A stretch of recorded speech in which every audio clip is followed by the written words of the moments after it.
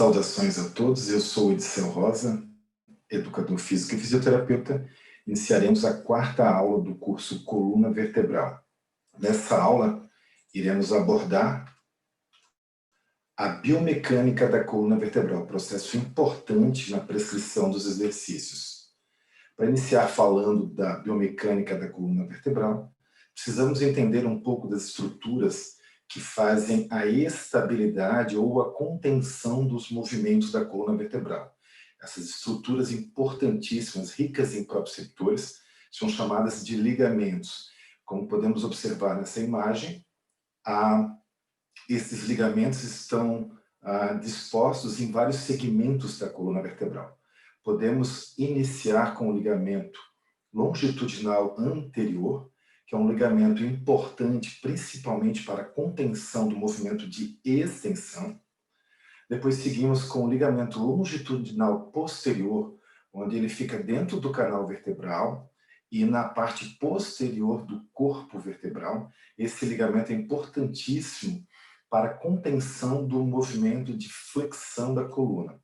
Associado a essa contenção, nós temos os ligamentos supraespinais, os ligamentos interespinais e também os ligamentos intertransversal. Esse intertransversal é o ligamento que limita as inclinações e rotações laterais, que vão contribuir aí para um melhor ajuste das vértebras durante esses movimentos.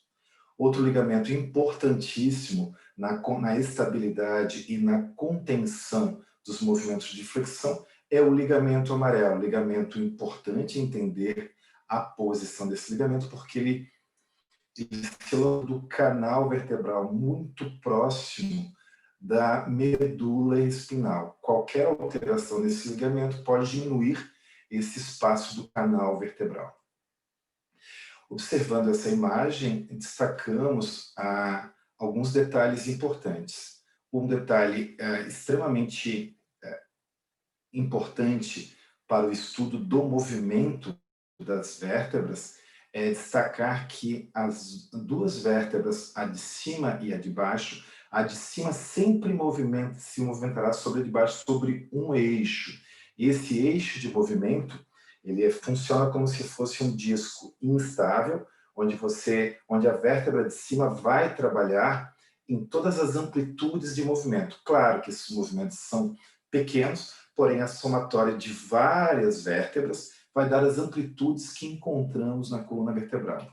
Outro ponto importante para a movimentação são as facetas. Esse deslizamento das facetas, numa extensão máxima, numa flexão máxima, por exemplo, pode afastá-la em torno de 50%, provocando um estiramento aí. Então, é importante destacar que esse estiramento das facetas ele é contido pela cápsula, mas principalmente para os ligamentos que a rodeiam. Esses ligamentos vão ajudar nas contenções do movimento, pois sem essas estruturas proprioceptivas que vão acionar músculos em torno dessas articulações, facilmente teríamos uma luxação. Bom, dos movimentos destacamos a flexão da coluna. Na flexão da coluna, eu tenho se nós observarmos nessa figura, a vértebra de cima se movimentando sobre a vértebra de baixo.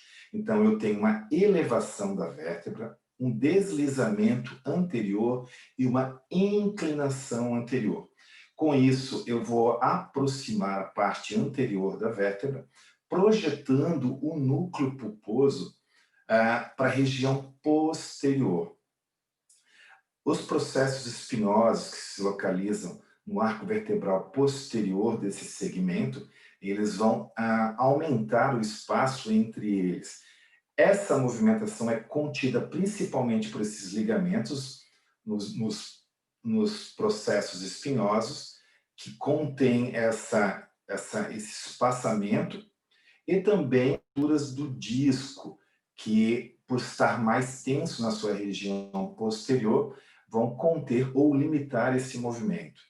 Já a extensão acontece exatamente o contrário. A vértebra superior, ela desliza levemente para posterior, inclina para baixo, os processos espinhosos se aproximam, há um encurtamento ou um acoplamento maior entre as facetas, e essa limitação do movimento acontece pelo contato entre os processos espinhosos e a estrutura anterior do disco, associado, claro, aos ligamentos anteriores, que vão limitar esse excesso de movimento. Na rotação, nós temos detalhes interessantes. A rotação na coluna vertebral, ela é associada ou ela é acoplada à inclinação, principalmente na coluna cervical e na coluna torácica, onde nós temos uma angulação das facetas em torno de 45 a 60 graus. Isso me diz que todas as vezes que eu for rodar a vértebra ou for inclinar a vértebra, eu vou ter um abaixamento do lado da inclinação e uma elevação, uma separação das facetas do lado da convexidade.